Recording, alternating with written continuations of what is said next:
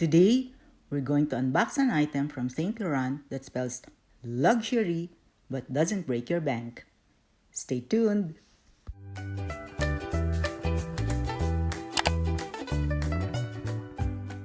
Hello everyone! If you're returning, welcome back. If you're new here, welcome. I'm Arlene and you're on my Chic Purse channel.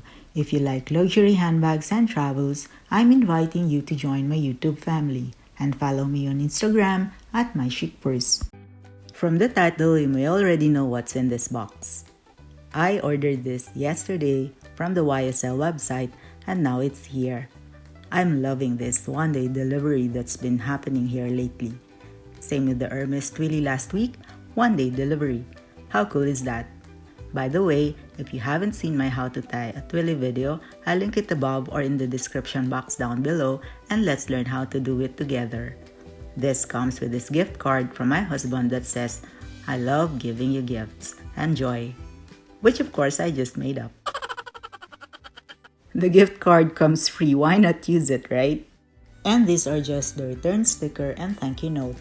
The receipt has already been sent to me via email, which I can download and print anytime. It comes in this usual black on black packaging, black box, black ribbon, so luxurious looking. Trying to remove this ribbon without ruining the bow.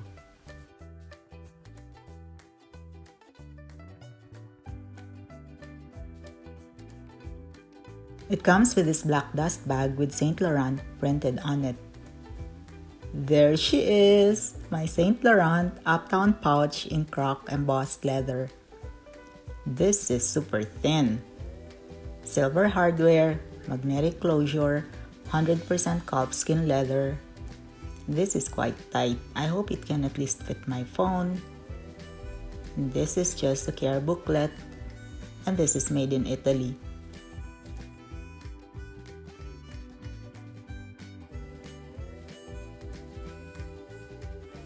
So elegant looking. I love this. Just a short story time before we see what fits. I have been wanting an evening clutch to include in my collection, but because I'm just going to use it occasionally, I don't want to spend so much money on it. But I really like the Chanel Classic pouch, which picture I will insert here. However, the price of Chanel is twice the price of Uptown pouch, which I think is too much for what I'm gonna use it for. So I ended up buying the Uptown pouch. So what do you think of this purchase? Did I make the right decision? Please comment down below. I'd love to hear from you. But for those who are just starting their collection, I think this is a good starter piece. Let's now do a quick #WhatFits.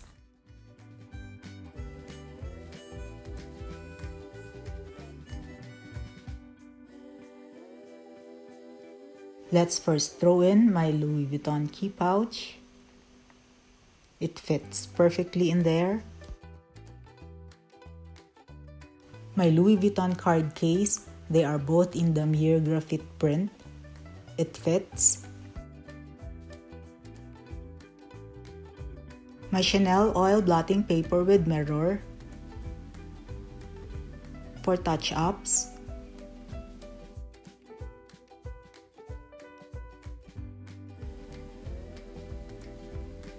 It fits. And there's still some room for my phone.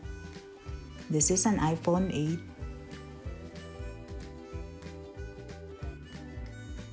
As you can see, even a bigger phone can fit in there. And a lipstick.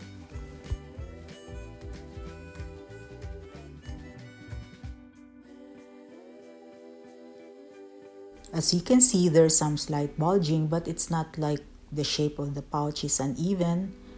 Not bad. Maybe that's why they made the leather stiff so that it won't lose the shape when the pouch is full. I really love it. So elegant.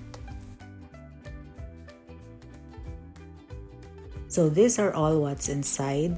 It can fit all these 5 items. I would say it's a little tight to open the mouth, but since this is all leather, I'm hoping in time it would stretch and would become more pliable. I hope you enjoyed my unboxing today. And if you did, don't forget to give it a thumbs up. Please subscribe if you haven't already and hit that notification bell so you would be notified every time I upload a new video. Thank you so much for watching and I'll see you in the next one. Stay safe. Bye!